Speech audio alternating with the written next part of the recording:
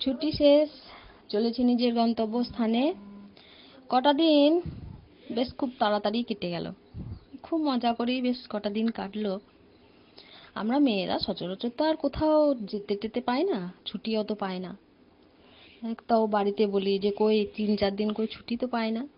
কিন্তু যখন 2-4 দিন সত্যিই ছুটি পাই, তখন আবার মনটাও সেই ঘরের দিকেই পড়ে থাকে।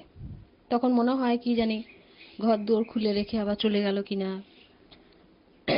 ঠিকঠাক পুজোটা করছে কিনা। ঘরগুলো তো অগোছাল থাকবেই, আমাদের মেয়েদের শান্তিও নেই। এইসব ভেবে সব ফোন করি ঠিকঠাক আছে কিনা, ঘরে লোকজন যদি কেউ চলে আসে তাহলে কি ভাববে, এইসব নিয়ে মেয়েদের মানে কোথাও গিয়ে যে শান্তি সেটাও নেই। বুঝতে পেরেছো তো?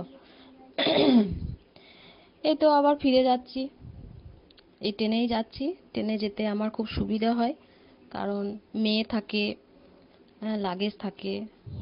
মনটা তো একটু খারাপ হচ্ছেই, এবার গিয়ে তো সেই নিজের ডিউটিতেই পড়তে হবে, নিজের ডিউটি করতে হবে।